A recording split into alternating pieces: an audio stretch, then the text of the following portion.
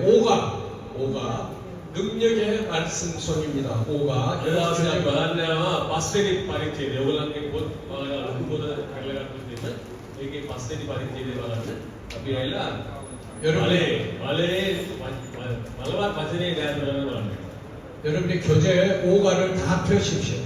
한국말 요걸한게 곧 돌리면은 파스테리 파리티에 대한 파스테리 파리티 5가 파스테리 파리티에 대한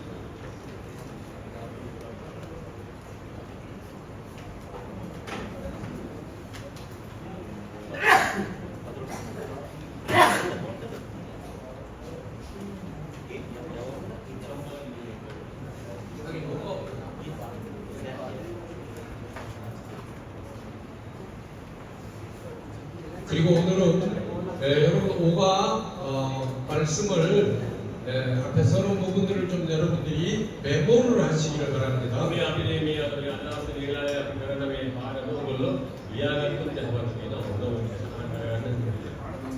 여러분들이 누군가를 양육을 할 때는 오늘이 벌써 이제 5번째를 만나는 것입니다. 그리고 나와이가 만나야 우리가 이렇게 보수에 그런 인간은 아무튼 이 방안인데 이게 한번에 파스리 나오는 거예요. 파스리 나오세요. 그럼 1가부터 4가까지를 한번 더 점검을 해보셔야 됩니다. 이니사 물리문화라는 거나 발레니 바디티니라 아브레니 바디티니가 아이보다 개별로 말. 예수님은 1가에서는 예수님은 나의 구세주이시다. 발레니 바디티니가 별로보다 인사한스에게 이게 결론가래. 여러분 이 마음속에 형제님의 마음속에 예수님을 나의 구세주로 영접하셨습니까? 그것에 하나님은 서원을 인사한스와 기스니 결론가래와 신비간다는 게라 네 아니 하는. 지금 예수님은 어디 계십니까? 내 인사한스에 있는 거예요. 이거 이들이 하는 거예요.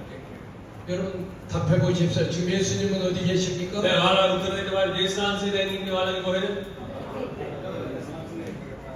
네.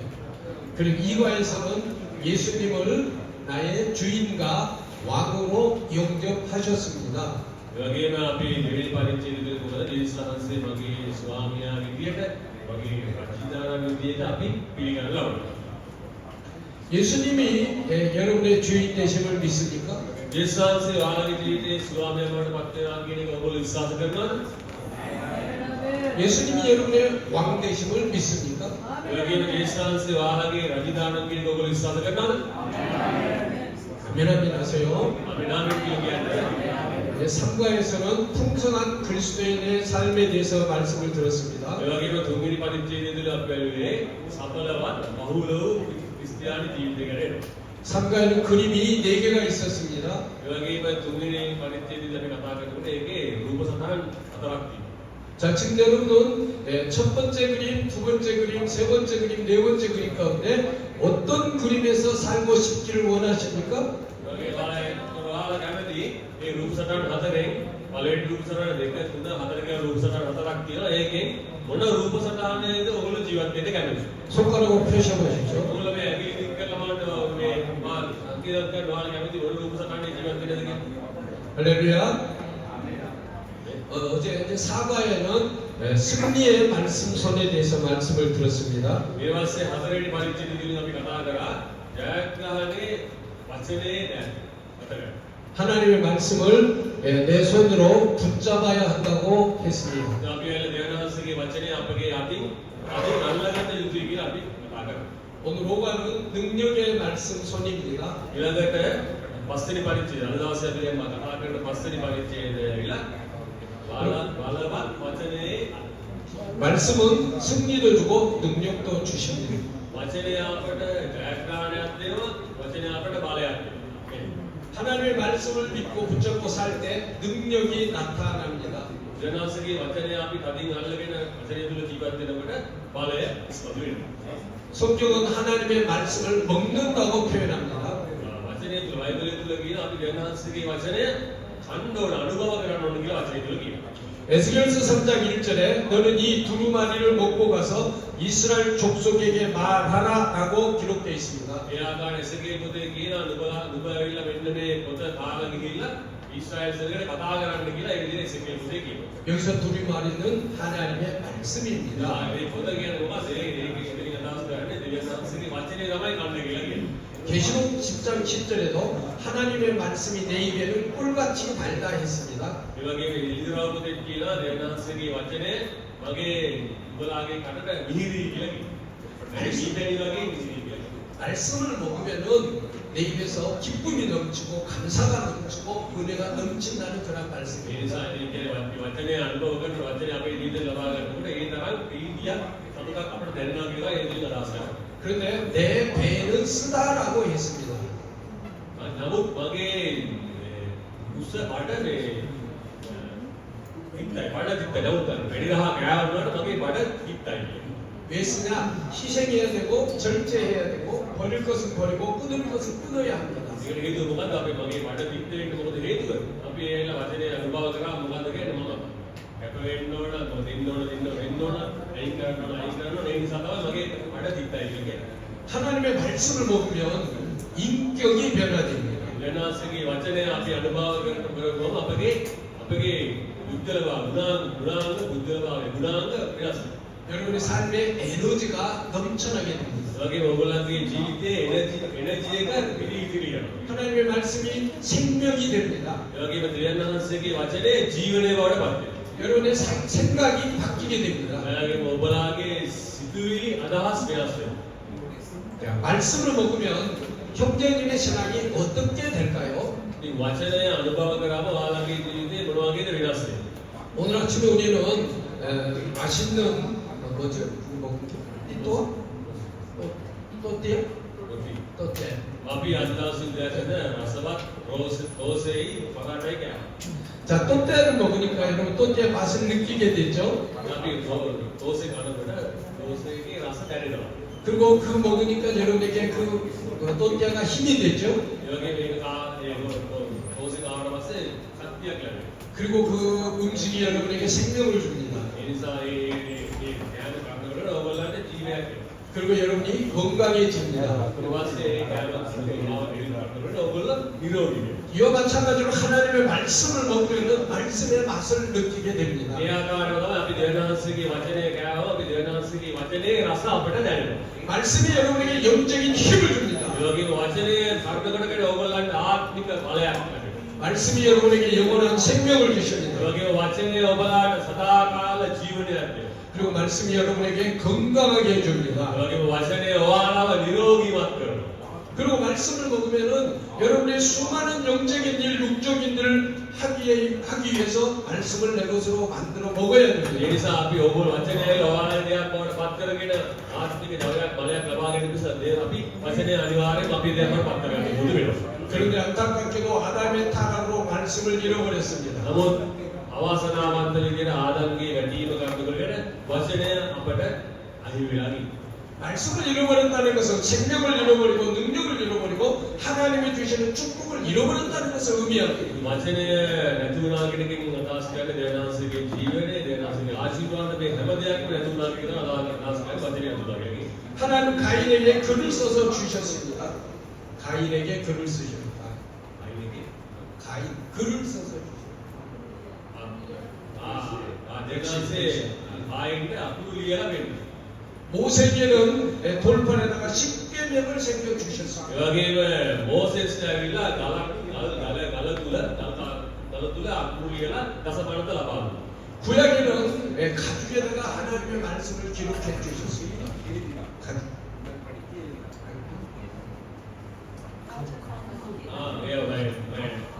පරණගිවිසුමේ සත්පුරුගේ හාමුදුරුවෝ තමයි දේවනාංශයේ වචනේ ලියලා දුන්නේ. 오순절 이후에는 우리의 심령에 하나님의 말씀을 새겨 주셨습니다. ඒ වගේම පෙන්තකෝස්ත දවසේ පසු දේවනාංශයේ වචනේ ලියන්නේ කොහොමද? අපගේ හදවතේ තමයි පෙන්තකෝස්ත දවසේ වචනේ ලියන්නේ. ආමෙන්. 아멘. 자, 요한복음 15장 7절에 너희가 내 안에 거하고 내 말이 너희 안에 거하면 무엇이든지 원하는 대로 보라 그러면 이루리라고 말씀하셨습니다. ඒකේ යෝහාන් සුවිශේෂයේ 15 වෙනි පරිච්ඡේදයේ 7 වෙනි පදයේ නුඹලා මා තුල පවතින මා නුඹලා තුල පවතින නුඹලා මාගේ නාමයෙන් ඕන දෙයක් ඉල්ලුවොත් එන ඒ විදිහේ ඉෂ්ට වෙනවා කියලා යෝහාන් 15 7 වෙනි පදයේ සඳහන් කරනවා. 신앙의 최고의 성숙의 단계는 하나님의 말씀을 내 것으로 붙잡고 사는 것입니다. ඒ අපේ ලෝකයේ තියෙන වැදගත් ජයග්‍රහණය මොකද? දෙවියන්වහන්සේගේ වචනේ මගේ දෙයක් බවට අරගෙන ජීවත් වෙනවා ලෝකයේ තියෙන ලොකුම ජයග්‍රහණය.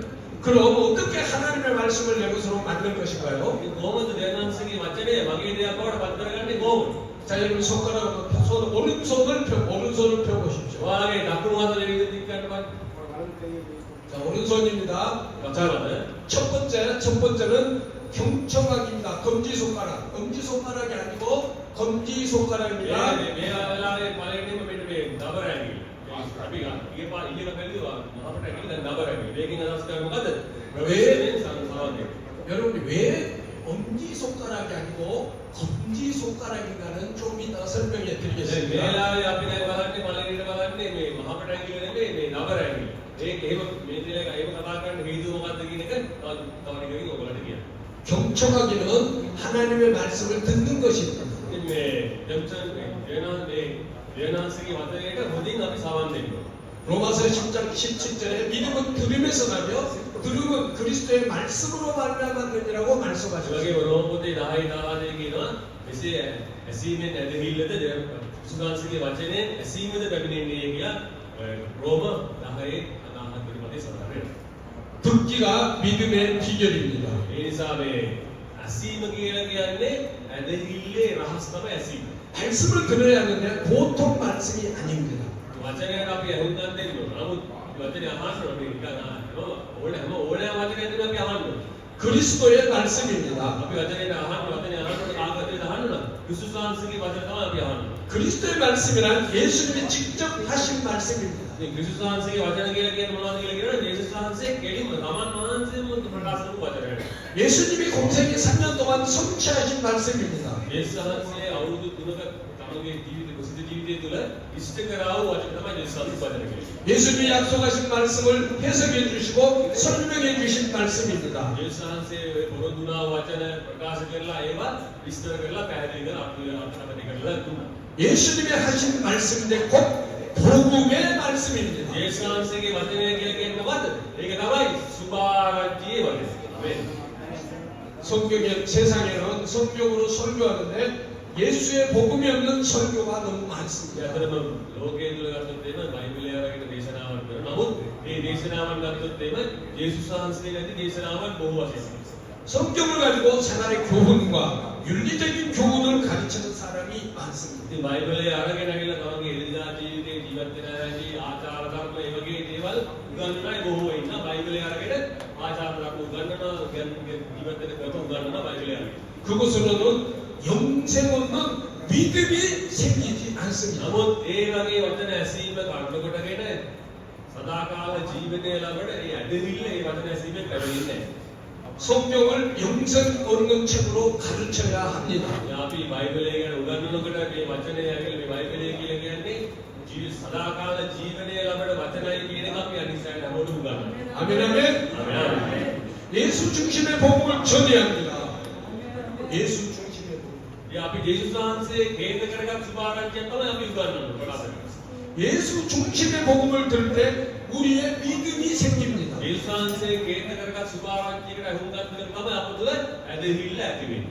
듣는 제일 좋은 방법은 성경 읽는 것을 듣는 것입니다. අපි අහන එක කොහොමද හරියට හොඳටම අහන්නේ කොහොමද කියලා කියනවා අහුම්කම් දෙන්නේ කොහොමද කියලා බයිබලයේ කියවන විදිහට අපි අහුම්කම් දෙන්නේ. බයිබලයේ තියෙන වචන කියවන අපි අහුම්කම් දෙනවා. 여러분이 스마트폰 있죠? ඔයාලා හැමෝටම ස්මාර්ට්ෆෝන් තියෙනව නේද? 스마트폰에다가 성경 통독 앱을 깔으셔서 그것을 들으시면 됩니다. ඔයාලන්ට පුළුවන් මේ ස්මාර්ට්ෆෝන් එකේ ඇවිල්ලා බයිබලයේ වොයිස් බයිබල් තියෙනවා. ඒ වොයිස් බයිබල් එක අරගෙන ඒක බයිබලයේ ඔයාලගේ අපේ දාගෙන ෆෝන් එකට ඒ අහුවත් තුනයි. 성경을 듣는 중에 예수님을 인격적으로 만납니다. බයිබලයට අහුම්කම් දෙනකොට අපිට පෞද්ගලිකව ඒ සංසේ උදගෙන හැකියාව තියෙන බයිබලයට අහුම්කම් දෙනවා. 그런 거 우리의 인격이 변화됩니다. එතකොට අපිට මොකද අපගේ බුද්ධ පුද්ගලභාවය වෙනස්. 그럼 믿음이 성장합니다. එතකොට අපගේ ඇදහිල්ල වර්ධනය වෙනවා. 기독답 받았다는 간증이 많습니다. ඉතින් අපිට යාත්‍රාවලට පිළිතුරු ලැබුණා වූ දේවල් ගැන සාක්ෂි කරන එක වැඩි වෙනවා. 특히 반복해서 들으면서 핵심 메시지를 붙잡고 기도하십시오. ඒ වගේම ඔබලා අහන දෙයාම ඔයගොල්ලන්ගේ මූලික මැසේජ් එකක් අරගෙන ඒ උදෙසා ඔයගොල්ලෝ යාත්‍රා කරනවා. 설교를 잘 듣는 것도 중요합니다. අපි සාමාන්‍ය දේශනාවන් වලට හොඳට අහුම්කම් දෙන එකක් තමයි වැදගත්. 목사님이 강단에서 설교할 때 여러분들이 경청하여 들어야 됩니다. ඒ අතරම පාස්ටර් ඇවිල්ලා මුළු පිටේ කියලා යාත්‍රා දේශනා කරනකොට ඒකට හොඳ සාවත්ව අහුම්කම් දෙන්න ඕනේ. 그리고 이렇게 여기다가 녹음을 해서 같은 설교를 10번 이상 반복해서 들으면은 그 설교가 여러분에게 믿음이 됩니다. ඒ ආකාරයට ඔයගොල්ලෝ ඇවිල්ලා මේ දේශනාවට ඔයගොල්ලෝ රෙකෝඩ් කරලා ඉවරලා 10 වතාවක් විතර එකම දේශනාව අහුම්කම් දේශනාවට අහුම්කම් දෙනකොට මේ දේශනාවේ වචනේ ඔයගොල්ලන්ට ඇදහිල්ල වඩපත්. 그리고 여러분의 삶에 놀라운 능력이 나타나게 됩니다. එහෙම වුණාම ඔයගොල්ලන්ට ඔයාලගේ ජීවිතේ බලවත් වූ හාස්කම් බලවත් වූ බලයක් සිද්ධ වෙනවා. 그리고 설교를 들을 때 아멘 아멘 하면서 들어야 됩니다. ඒ වගේම අපි දේශනාවකට අහුම්කම් දෙනකොට දේශනාවට අහුම්කම් දෙනවා අපි ආමේන් ආමේන් කියන දේශනාවට අහුම්කම් දෙනවා. 하나님의 말씀이 진실로 그런 줄 믿습니다. දේවනාංශගේ වචනේ සැබෑවටම එහෙම දිනව එනවා කියන එක විශ්වාස කරනවා කියන සිතින් ආයින් කරනවා. 그리고 두 번째 하면은 그 말씀이 나에게도 그렇게 이루어지기를 원합니다. ඒ වගේම දෙවෙනි පළවෙනි ආමේන් එක ඒ වගේම දෙවෙනි ආමේන් එක කියන්නේ මේ වචනේ ඒ විදිහට මටත් සිද්ධ වේවා කියන එක තමයි දෙවෙනි ආමේන් එක කියන්නේ. 여러분 오늘 강의 시간마다 여러분들이 아멘 아멘하고 힘을 실어 주셔야 됩니다. ඔයගොල්ලෝ ආත්මශීලී හැම දේශනාවකදීම ඔයගොල්ලෝ ආමේන් ආමේන් කියලා ඒ වචනේ දේශනාව ලබා ගන්න ඕනේ. 아멘 아멘 아멘 아멘 아멘 그래야지 강의하는 저희들도 힘이 납니다. එහෙම කරනකොට තමයි මේ උගන්වන දේශනා කරන අපිට ශක්තියක් ලැබෙන්නේ ඒවා එහෙම කරනකොට. 너무 좋습니다. 그만하고 내려갈까요? මේක නවත්තලා අල්ලයට වහින්නේ.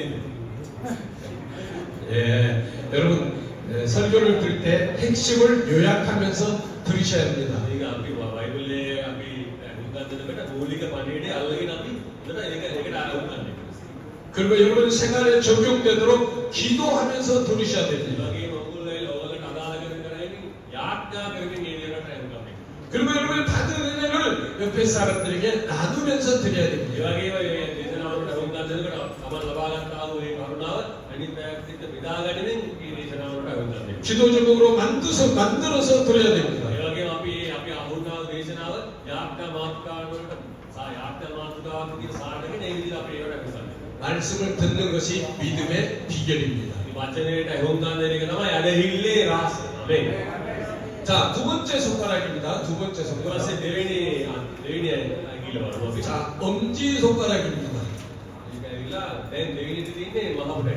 다 엄지 손가락을 다 펴보십시오. ඒ හැමෝම මහ පුටයි කියලා දික් කරන්න 자, 왜 두 번째가 엄지 손가락인지 설명해 드리겠습니다. බෑ. මේ පාර දෙවෙනිට තියෙන මහ පුටයි කියලා දෙවෙනිට ඇවිල්ලා තියෙන්නේ මොකක්ද කියන එක මම විස්තර කරනවා. 엄지 손가락은 최고라는 뜻입니다. මේක ඇවිල්ලා මේ බෙස්ට්. මේක තමයි මේකකින් දෙවෙනි මහ පුටයි කියන්නේ බෙස්ට් කියන එක හොඳම කියන එක අදහස් කරනවා. 자, 어느 분야에서 아주 훌륭한 사람을 우리는 가트라고 얘기합니다. COAT, AT. 네. 그레이트 오브 올 타임 이렇게 얘기합니다. 올 타임 최고다 이거예요.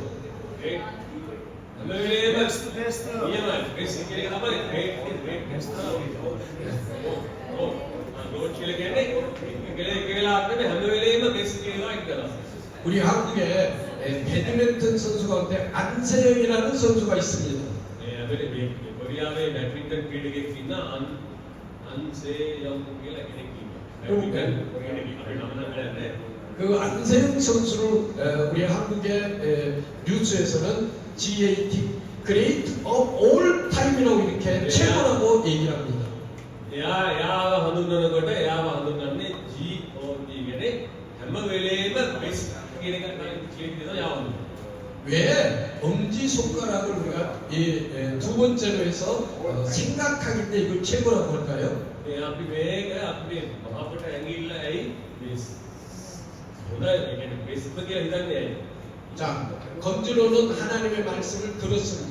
අපි මෙන්න මේ අපර ඇඟිල්ලෙන් අපි දෙවියන්සේගේ වචනයට ඇහුම් ගන්නවා. 자, 여기를 한번 봐보십시오. මේ දිහා බලන්න. 자, 검지에다가 성경을 올렸습니다. දැන් මේ මහා අපර ඇඟිල්ලට බයිබලය 자, 어디 안전합니까? දැන් මහා අපර ඇඟිල්ලට බයිබලය මේ අපර ඇඟිල්ලදී බයිබලය තිබ්බම මේක ආරක්ෂිතයිද එහෙම කියනවද? 검지 우리가 성경을 듣기는 들었는데 이렇게 완전하진 않다는 얘기예요. ඒ කියන්නේ මොකද මේ අපර ඇඟිල්ලට තුලින් බයිබලය ලබාගත්තා. ඒක ආරක්ෂිත නැහැ කියන එක අදහස් කරනවා. 그런데 엄지 손가락으로 최고인데 엄지 손가락으로 묵상입니다. 엄지 손가락으로 말씀을 묵상하는 것입니다. ඊට පස්සේ දැන් අපි මොකද කරන්නේ මෙන්න මේ මහා කොට ඇඟිල්ලෙන් අපි මේක මෙනෙහි කරනවා. 말씀을 듣고 묵상해서 이렇게 잡으면 오케이가 됩니다. අපි වචනය ලබාගෙන ඒක මෙනෙහි කිරීම තුළින් තමයි ඒක මගේ දෙයක් බවට පත් වෙන්නේ. 자, 하나님의 말씀을 이렇게 우선으로 잡으면 됩니다.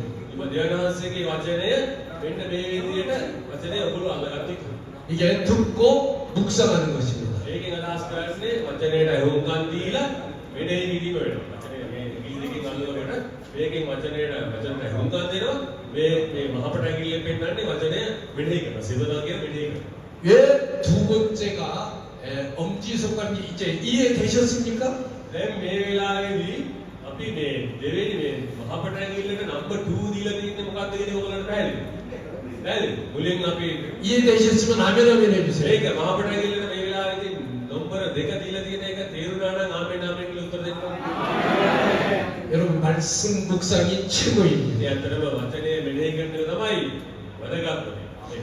시편 1편 1절 2절에 보면은 누가 복 있는 사람이라고 했습니까? ගීතාවලියේ පළවෙනි පරිච්ඡේදයේ 1 2 පදවල කවුද ආවද ආශිර්වාදවත් වූ විදිහට හඳුන්වන්නේ? ගීතාවලියේ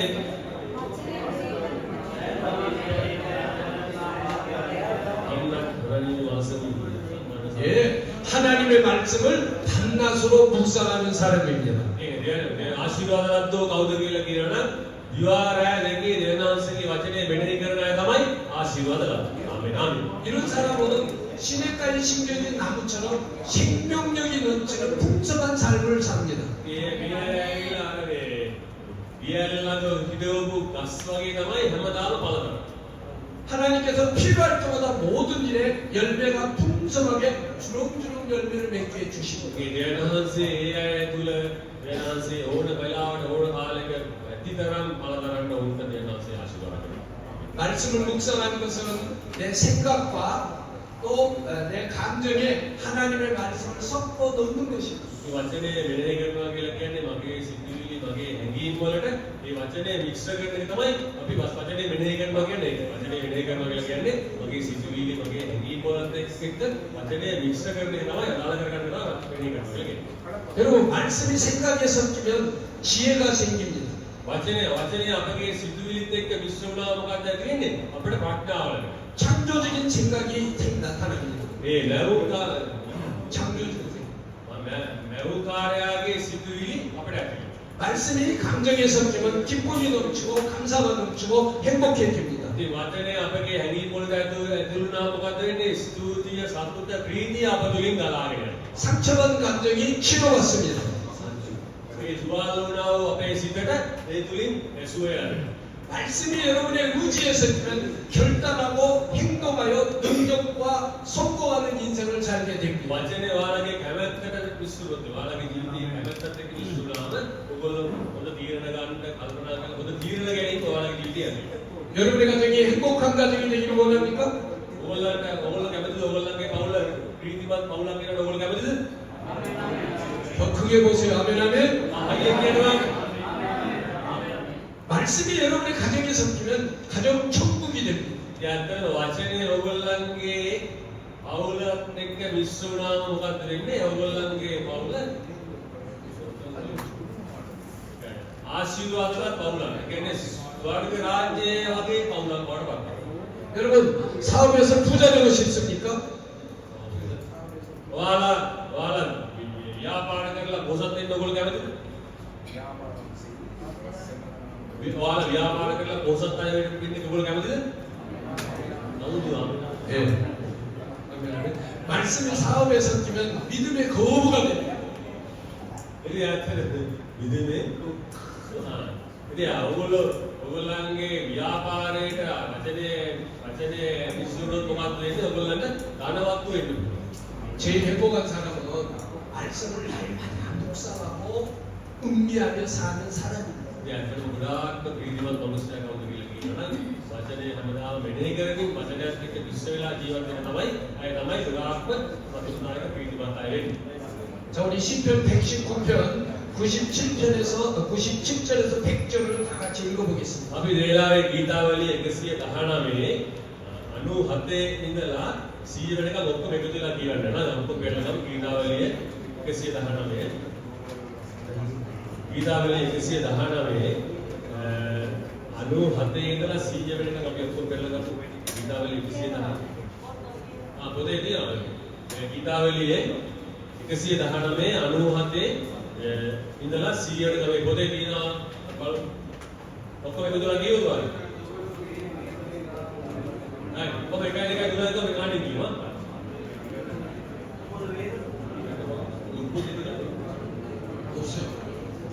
Kita loa logo boto di mana? Logo boto di mana logo? Logo boto di mana? Apa yang kita para?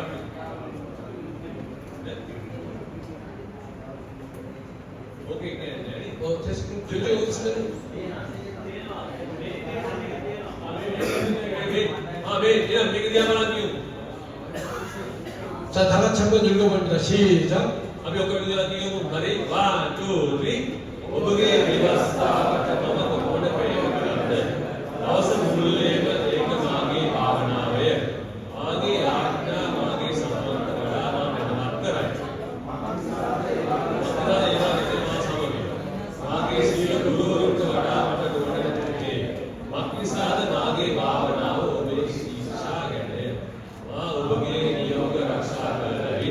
එනිමහලන්ට වඩා මට තේරුම් නැත්තේය. 아멘. 아멘, 아멘. 말씀을 묵상하는 사람보다 더 지혜로운 수가 없습니다. ඉතින් ඇත්තටම වචනය මෙහෙය කරන අයට වඩා ප්‍රඥාවන්ත වෙන්න දෙයක් වෙලාවට බෑ. 여러분들이 말씀을 묵상하면서 내게 주신 말씀이 무슨 뜻인가 묻고 묵상해야 됩니다. ඉතින් අපි වචනේ මෙහෙය කරනකොට දේවනාංශයේ මට දීලා තියෙන වචනේ මොකක්ද කියලා ඒක තේරුමක් ඇතුව අපි වචනේ මෙහෙය කරනවා. 왜 하나님이 이 말씀을 나에게 주셨을까? ඇයි දේවනාංශයේ මේ වචනේ මට ලබා දුන්නේ කියලා හිතන්නේ. 그리고 내가 무엇을 바꿔야 할까? මම මොකක්ද වෙනස් කරගත යුත්තේ? 그리고 말씀을 붙들고 무엇을 기도해야 할까? ඒ වගේම මේ වචනේ අල්ලගෙන මම මොකක්ද උදෙසාද යාඥා කළ යුත්තේ? 생각하면서 묵상하시길 ඒ 바랍니다. නිසා මම කියන ඔයගොල්ලන් ඉල්ලා සිටින ඔයගොල්ලෝ වචනේ මෙහෙය කරනකොට ඒ වගේ කල්පනා කරමින් වචනේ මෙහෙය කරන්න කියලා ඉල්ලා සිටිනවා. 말씀 묵상은 지혜와 비전과 인격 변화의 비결입니다. වචනේ මෙහෙය කිරීම කියලා කියන්නේ ප්‍රඥාව දැක්ම චරිතය වෙනස් කිරීමේ රහස තමයි වචනේ මෙහෙය කිරීම. අපේ ප්‍රඥාව අපේ දැක්ම අපේ චරිතය වෙනස් කරන්න මොකද්ද? වචනේ මෙහෙය කිරීම. 아멘. 말씀을 묵상하면은 세상을 이길 만한 강력한 믿음과 능력이 생깁니다. අපි වචනේ මෙහෙය කරනකොට මේ ලෝකේ ජයග්‍රහණය කරන්න අවශ්‍ය කරන මේ බලවත් ඇදහිල්ලක් අප තුළ ඇති වෙනවා. 아멘, 아멘. 아멘. 아멘, 아멘. 말씀을 꼭 묵상하시길 바랍니다. මම ඉල්ලා සිටිනවා වචනේ අනිවාර්යයෙන්ම මෙහෙය කරන්න කියලා ඉල්ලා. 아멘. 자, 세 번째 손가락을 하면 돼. 세 번째 තුන්වෙනි 중지 손가락입니다. 가운데 손가락입니다. 중지 손가락. ඊළඟට තියෙන තුන්වෙනි බඩෑනි. 네, 가운데 손가락입니다. 탐독하기입니다. ඒක කියන්නේ 다시 말하면 කියවීම. 성경을 읽는 것을 말합니다. 읽는 거. මේකේ කියවීම. මේකෙන් අදහස් කරන්නේ මොකද්ද? බයිබලයේ වචනේ අපි කියවන්නේ. 요한계시록 1장 3절 말씀을 다 같이 읽겠습니다. අපි එළිදරව් පොතේ පළවෙනි පරිච්ඡේදයේ තුන්වෙනි පදයේ ඔක්කොම එකන්නේ කියමු එළිදරව් එකේ තුන එළිදරව් එකේ තුන අපි ඔක්කොම විතරලා කියමු. එළිදරව් එකේ තුන තියෙනවා 1 2 3 මේ ආගත වාක්‍යයේ වචන කියනවා ඒවා සත්‍යවද ඒ වියලක කාරණා පවත්වන්නවද ආශිර්වාදය. අත්විසාද කාලය ආමේ. 아멘. 아멘. 아멘, 아멘. 3대 축복은 말씀을 읽는 자, 말씀을 듣는 자, 말씀을 지키는 자가 복이 있다고 했습니다. මෙතන කියන වචනය කියන්න, වචනය අසන්න, වචනය පවත්වන්න ආශිර්වාදවත් කියලා කියනවා. වචනය 축복의 시작은 말씀을 읽는 것입니다. වචනය ආශිර්වාදයේ ආරම්භය මොකද්ද? අපි වචනය කියවන්න ඕනේ. 말씀을 소리내서 읽어서 내 것으로 만드시기를 바랍니다. මම කියා සිටිනවා ඔයගොල්ලන්ට වචනය කඩනගා කියවලා ඒක ඔබලාගේ ආශිර්වාදයක් වඩ ඔබලාගේ වචනයක් වඩ අපිට 말씀을 소리내고 계속 읽으면 말씀의 맥을 잡게 됩니다. වචනය ඔයගොල්ලෝ හඬනගා කියවනකොට දිගින් දිගටම කියනකොට වචනය ඔයගොල්ලන්ට ඒක වචනය ඔයගොල්ලන්ගේ රසය ඔයගොල්ලන්ට දැනෙනවා. 이 말씀만이 내 인생의 재산이 되어야 합니다. 이 වචනය තමයි මගේ ජීවිතයේ වස්තුව බවට වචනය බවට පත් වෙන්නේ. 성경을 계속 소리내어 읽으면서 하나님의 뜻을 깨닫는 지혜가 생깁니다. අපි වචනේ එහෙම කියවනකොට ආයෙ කරුණාකර කියවනකොට වචනේ තේරුම් ගන්න අවශ්‍ය කරන ප්‍රඥාව අපිට දැනගන්න ලබනවා. 아멘. 우리는 성경은 말씀 받는 것을 밥 먹는 것으로 설명합니다. 밥 먹는 것. අපි මේ වචනය අපි ලබා ගන්න එක අපි කෑම කනවා කියන එක විදිහට විස්තර කරනවා. වචනය කියන එක අපි නිකන් කෑම කනවා හා සමානයි කියලා වචනේ ලබා ගන්න එක ඒ විදිහට අපි විස්තර කරනවා. 하루 세 끼 밥을 규칙적으로 먹듯이 말씀을 잘 받아 먹어야 내가 변화됩니다. ඉතින් එතන මම වෙනස් වෙනවා මොකක්ද කරන්න ඕන? දවසට තුන්වතා තුන් වේලක් කෑම කනවා වගේ අපි වචනයක් ඒ ආකාරයට අපි අනුභව කරන්න ඕන. අපි වෙනස් වෙනවා. 그리고 믿음이 성장합니다. එතකොට මොකද වෙන්නේ? අපි මේ විදිහේ වචනය අනුභව කරනකොට මොකද වෙන්නේ? අපගේ ඇදහිල්ල වර්ධනය වෙනවා. 마치 우리 집에 아이들이 밥을 잘 먹어야 건강하게 성장하는 것과 같습니다. අපගේ ගෙවල් වල දරුවෝ වගේ. කියන්නේ ගෙවල් වල දරුවෝ අපේ දරුවෝ ඇවිල්ලා හොඳට කෑම කෑවොත් තමයි හොඳට වර්ධනය වෙන්නේ. ඒ වගේ අපි වචනය හොඳට අනුභව කරන්න ඕන. 그런데 아이들이 군것질을 많이 하면서 밥을 잘 먹지 않으면은 දරුවෝ ඇවිල්ලා ඒකේ නගනගලා ඉන්නවා හරියට කෑම කෑවේ නැත්නම් මොකද වෙන්නේ? 교회를 오래 다녔지만 말씀을 막 먹지 않고 군것질만 하는 사람과 같습니다. එහෙම වුණොත් ඒවා දරුවෝත් ඇවිල්ලා හරියට කෑම කන්න නැතුව වෙන දේවල් වලින් වුණොත් එන ඒ අය කලා ගියාම චර්ච් එකට දිගින් දිගට වෙනවා. ආවට වචනයට අහුම්කම් දුන්නේ නැති අය හා සමානයි ඒ. 우리가 말씀을 잘 먹고 은혜를 받으려면 금식이 필요합니다. අපි ඇවිල්ලා හොඳට කෑම කාලා අප නිරෝගී වෙන්න නම් අපිට මුලින්ම කෑම කාලා හොඳට නිරෝගී වෙන්න මුලින්ම අපිට 금식 නිරාහාරය අවශ්‍යයි. කියන්නේ හොඳට කෑම කන්න ඕන නම් අපිට නිරාහාරය අවශ්‍යයි. 무슨 금식인가요? 금식. මොන නිරාහාරයද කියලා කියනවනම් 관심 금식입니다. 여기저기 기웃거리지 않는 것입니다. 이게 아래에 텔레비전 නැතුව අපි සම්පූර්ණ අවධානය දෙන අංශු. 이게 අවධානය. 다른 것은 අපේ කැමැත්තත් එක්ක එලිමේට ටෙලිවිෂන් නැති කැමැත්තත් එක්ක තියෙන ඒ හැඟීමක් අපිට ඕන. ඒක තමයි අපි නිරාහාර වෙන්නේ. 교회 왔으면 하나님의 말씀을 먹고 변화되는 일에만 집중해야 합니다. අපි චර්ච් එකට ආවොත් එහෙම අපි දෙවියන්සේගේ වචනයට උන්වන් දීලා අපි වෙනස් වෙන්න ඕන කියන ඒකට විතරයි අපි අවධානය දෙන්නේ. 모든 사람들에게는 에너지를 쓸 수 있는 한계가 있습니다. හැම මිනිස්සෙක්ටම එනර්ජි එක පාවිච්චි කරන්න පුළුවන් ප්‍රමාණයක්. 내가 쓸 수 있는 에너지가 정해져 있다는 뜻입니다. මට පාවිච්චි කරන්න පුළුවන් බලයක් තියෙන එනර්ජි එක තියෙන්නේ ප්‍රම සීමාවක් කියලා.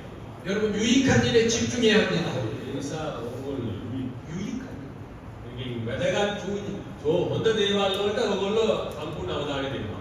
말씀을 먹고 변화되는 일에 집중하십시오. ඒ නිසා අපි අවධානය දෙන්න ඕන වචනය අනුභව කරලා අපගේ ජීවිත වෙනස් කරගන්න ඒක ගැන අපි අවධානය දෙන්න. 쓸데없는 일에 관심을 금식하십시오. ඒ අනවශ්‍ය දේවල් වලට අපි අවධානය දෙන්න හොඳ නැහැ. අපි ඒකට අවධානය දෙන්න අවශ්‍ය නැහැ. 설교도 집중하지 않으면 듣기가 쉽지 않습니다. අපි දේශනාවලත් අපි සම්පූර්ණ අවධානයෙන් අනුගමනය දෙන්න නැත්නම් කියන්නේ හරියට ඒකට සම්පූර්ණ අවධානය යොමු කරන්නේ නැත්නම් අපට අහන්න අපහසුයි. 생각하면서 설교를 들어야 합니다. ඒ නිසා අපි හොඳට කල්පනා කරමින් අපි දේශනාවලට අනුගමනය 회개하면서 설교를 드려야 합니다. ඒ වගේ අපි දේශනාවට අනුගමනය කරනකොට පසුතැවිලියෙන් අපි ඒවට අනුගමනය 믿음으로 아멘 하면서 들어야 합니다. ඒ වගේම ඇදහිල්ලෙන් ආමෙන් ආමෙන් කියමින් අපි දේශනාවන්ට අනුගමනය 그리고 설교 말씀을 요약하면서 들어야 합니다. ඒ වගේම අපි කියන්නේ බයිබල් දේශනාවේ වචනේ අපි සාරාංශ කරලා ඒවා අපි අනුගමනය. 자, 손가락 네 번째 손가락입니다. ඊළඟට හතරවෙනි අංගය. 약지 손가락 배우기입니다. 공부하는 것입니다. මේකෙන් අදහස් කරන්නේ ඉගෙන ගන්න. 그냥 앞에 이겨내 가는 거. 이겨내. 디모데후서 3장 16절 다 같이 읽어보십니다. අපි මේ තිමොති පොතේ 3:16 පදයේ ඔක්කොම එකතු කරලා කියමු. 1 තිමොති 3:16 ඔයගොල්ලන්ගේ පොත්වල තියෙනවා.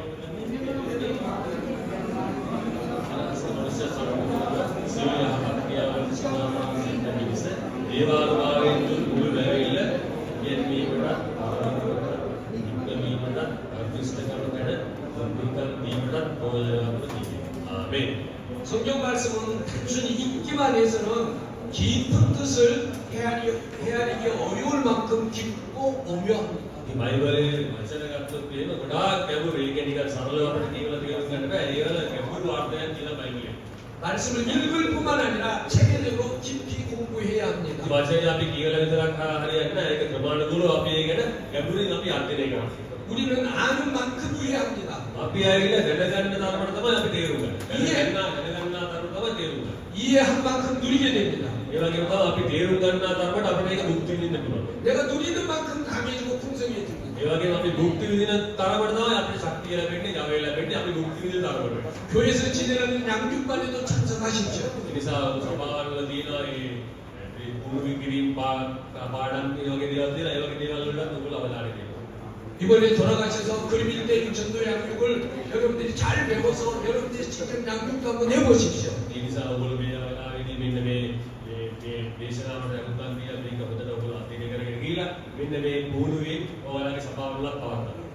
제자 훈련을 받으면서 말씀을 이해하고 받아들이는 능력이 생깁니다. ඒ ආකාරයට බෝලන්ත බෝල වලට සම්බන්ධ වෙනකොට වචනේ පිළිගැනීමේ මේ හැකියාව එතකොට බෝලන්ත බෝලින් වලට සම්බන්ධ වෙනකොට වචනේ අපට පිළිගැනීමේ හැකියාව අපට වර්ධනය වෙනවා. 그렇게 되면 목사님 설교가 여러분의 가슴에 확 와닿습니다. එහෙම වුණා වචනේ පිළිගැනීමේ ශක්තිය වැඩි වුණා මොකද වෙන්නේ? පාස දේශනාවක් කරනකොට ඒ දේශනාව අපිට සතුටින් එක බාර ගන්න පුළුවන්. 그리고 하나님의 말씀이 깊이 깨달아집니다. ඒ විතරක් නෙවෙයි දෙවියන් වහන්සේගේ වචනේ ගැඹුරින් තේරුම් ගන්න පුළුවන්. 그리고 영적 분별력이 생깁니다. ඒ වගේම අපිට ආත්මික වෙන් කර ගැනීමට අපිට හැකියාව ලැබෙනවා. 다섯 번째 새끼손가락입니다. ඊළඟට පස්වෙනි එක මේ සූතිය කියලා. 새끼손가락. සුලගි. 자, 이것은 애우기입니다. 애우기, 애우기. මේක ඇවිල්ලා කියන්නේ කටපාඩම් කිරීම. මතක තබා ගැනීම. කටපාඩම් කිරීම කියලා. 우리 마태복음 4장 4절을 다 같이 한번 읽어보십시다. අපි ඔක්කොම එකතුලා මතෙව් 4 වෙනි පරිච්ඡේදයේ 4 වෙනි පදයේ කියමු. මතෙව් 4:4. උන්වහන්සේ උත්තර දෙන්නේ මනුෂ්‍යයන් වහන්සේගේ මුලින් නිබ්බේන සියලු වචන වලින් ඉවත් වෙනා ලෙස ඉති වන්දන ඉවත් වලියේ යාතිමේ ඉසේ. ආමේන්.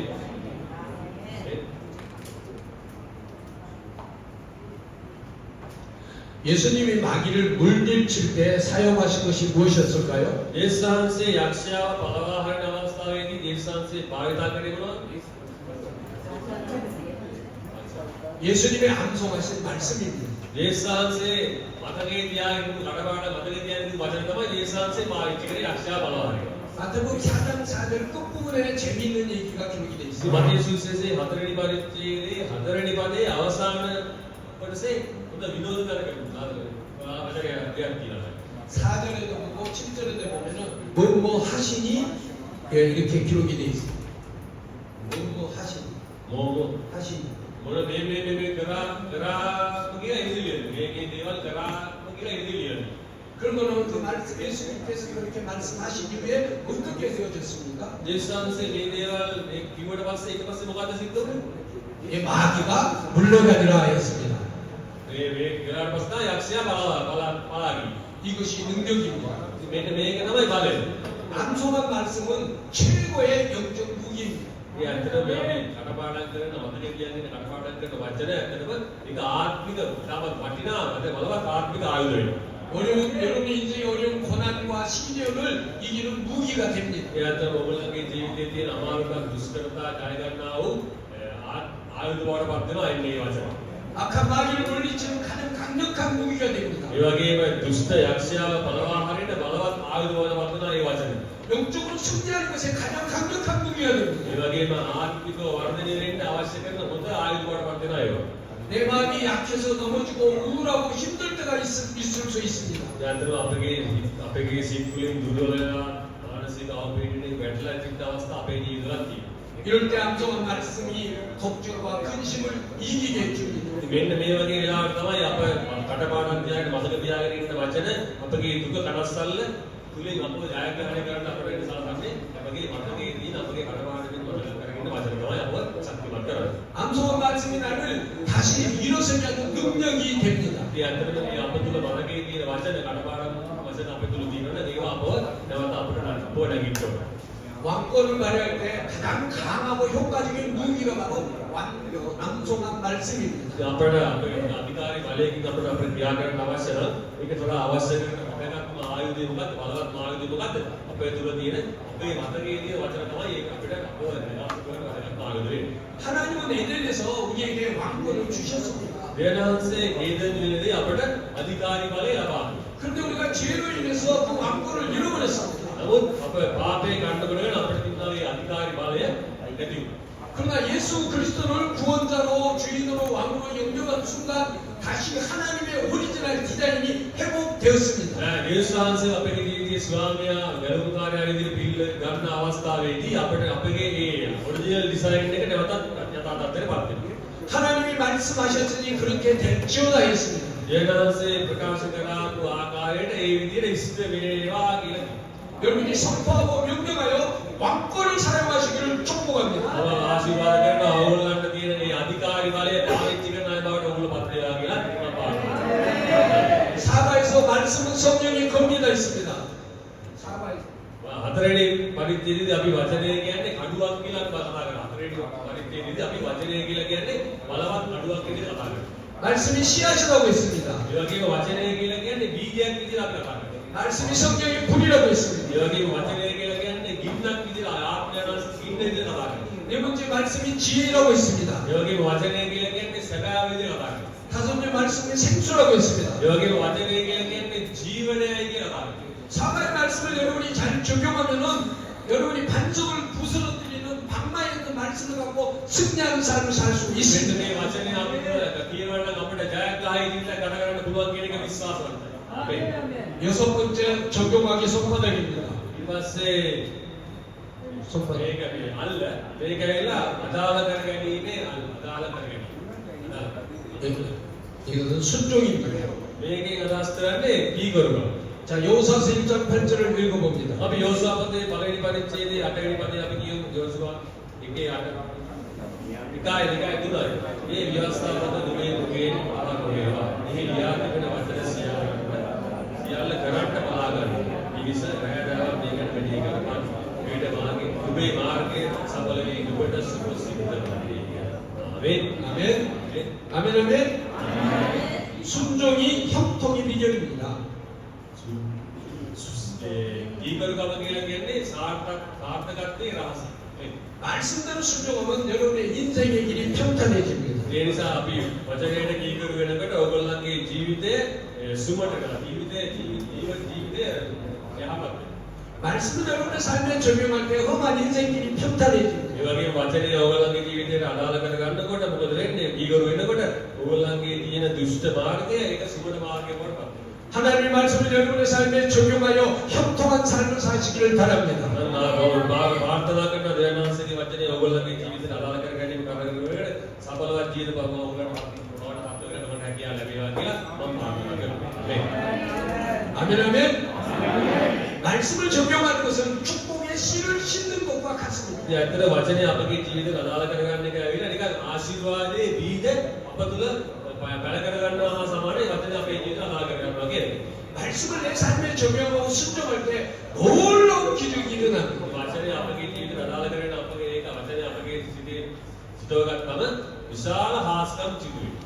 에스겔서 47장 1절에서 5절에 보면은 එසේකේල් පුතේ 47 එකේ ඉඳලා පස්වෙනි පදේ දක්වා බලුවොත් 성전 문지방에서 생수가 나와 온 세상으로 생수가 흘러간다고 했습니다. මේ කියනවා මේ දේවමාලිගාවේ ඉල්පත්තේ මුළු ලෝකේටම ජීවන ජල ගංගාවක් ගලාගෙන යනවා කියලා ඒ දර්ශනයක් අපිට විස්තර කරනවා එසේකේල් පුතේ. 여기서 중요한 것은 생수가 성전에서 흘러나온다는 것입니다. මෙතනදී වැදගත්ම දේ මොකක්ද මේ කොටසදී තියෙන වැදගත්ම දේ මොකක්ද කියලා කියනවා ජීවන ගංගාව ගලා යන්නේ කොහේද? දේව මාලිකාවේ ඉඳන් තමයි ජීවන ගංගාව ගලකට වැදගත්ම දේ වෙන්නේ. 여기서 생수는 예수님이시고 말씀이십니다. මෙතනදී කතා කරන ජීවන ජලය මොකක් කවුද කියලා කියනවා ජීසස් වෙනවා. ඒ වගේම වචනේ තමයි මෙතනදී කතා කරන ජීවන ජලය. 예수님에게서 생수가 흘러나온다는 뜻입니다. ජේසුස්සේ තුලින් තමයි ජීවනයේ ගත කරන්නේ කියලා මෙතන අදහස් කරන්නේ. 첫 피트를 청량하니까 생수가 발목에 쳤습니다. 발목에 찼습니다. 전피트.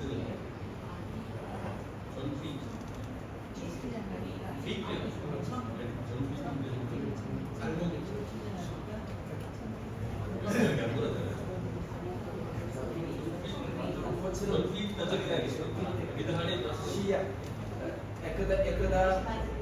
첫 피트를 청량하면은 생수가 발목에 찹니다.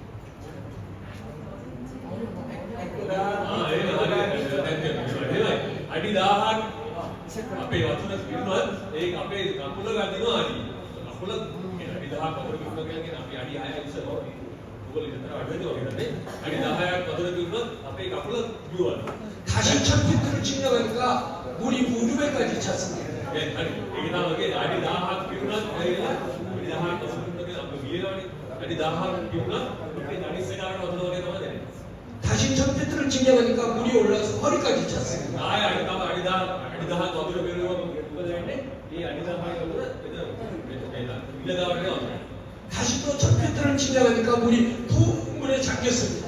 ඊපස් තවත් අඩි 1000ක් වතුර පිරුණොත් මොකද වෙන්නේ? අපුව ඊළතර වතුර එන්නේ. 하나님의 말씀을 계속 순종하면은 දෙවියන්සේගේ වචනයට දිගටම අපි කීකරු වෙනකොට 여러분의 영적 변화가 일어납니다. ඒ ආකාරයට ඕගොල්ලන්ගේ ආත්මික වෙනස් වීම ඇති වෙනවා. 기적이 일어납니다. ආස්කම් සිදු වෙනවා. 풍성한 권성이 일어나는 게 됩니다. සඵලවත්භාවය ඕගොල්ලෝ තුළ ඇති වෙනවා. 계속 순종하며 걸어갈 때 생수의 강이 깊어지고 깊어지고 깊어집니다. දිගටම ඕගොල්ලෝ කීකරු වෙනකොට ජීවන ගඟේ ගැඹුරු වෙලා තව තවත් ගැඹුරු වෙනවා. 마지막으로 손등입니다. ඊළඟට 일곱 번째 손등입니다. අවසාන වශයෙන් මෙතන මේ පැණික් කන්න. 다 손을 이렇게 오른손 들어보세요. ඕගොල්ලෝ නරෝවේ දකුවත විකරණය 그리고 일곱 번째 손등입니다. මේ හත්වෙනි පොයින්ට් එක ඇවිල්ලා මේ පැණික් කන්න.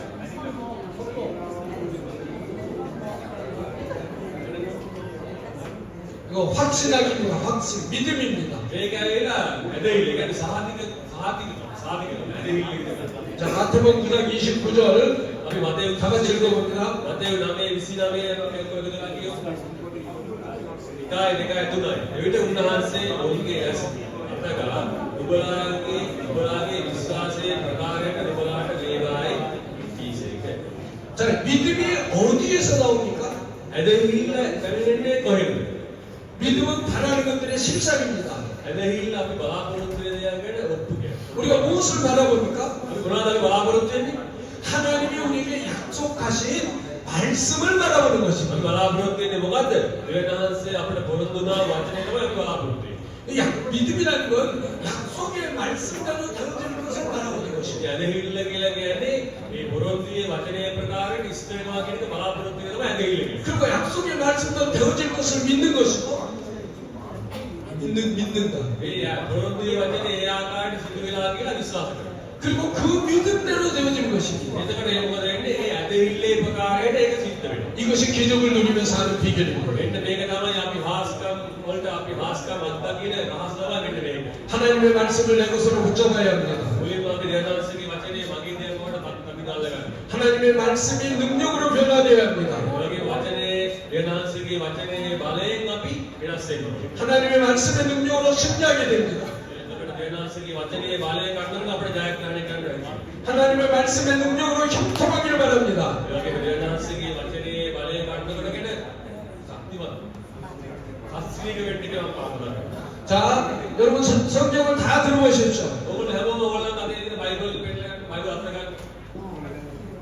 බයිබල් ටික අත ගන්න. 자, 저를 따라서 하겠습니다. 능력의 말씀을 내 것으로 붙잡고 살치다. ඒ වගේම මේ බලයේ වචනේ අපි අතින් අල්ලගෙන අපි ජීවත් වෙනවා. බලයේ වචනේ බලයේ වචනේ අල්ලගෙන අපි ජීවත් වෙනවා. 왜 그러면 말씀을 두 손으로 꼭 붙잡고 삽시다. ඒ ජයග්‍රහණයේ වචනය අපි අත් දෙකෙන්ම තදින් අල්ලගෙන ජීවත් වෙනවා. ජයග්‍රහණේ බලේ වචනය අපි අත් දෙකෙන්ම අල්ලගෙන ජීවත් වෙනවා. 아멘 아멘. 여러분이 그렇게 할 때 여러분의 삶이 번성하고 형통하고 기적을 경험하며 살게 될 줄 믿습니다. ඒ වෙනුව කරනකොට ඔයගොල්ලන්ගේ ජීවිතයේ සපවත් වෙලා ජයග්‍රහණයලා ආස්කම් අත්දකින්න ජීවිතයක ඔයගොල්ලන්ට ජීවත් වෙන්න හැකියාව ලැබෙයි කියලා ලැබෙනවා කියලා මම ප්‍රාර්ථනා කරනවා. 여러분의 삶에 이런 축복이 흘러 넘쳐나시기를 주님의 이름으로 축복합니다. ආමේන්.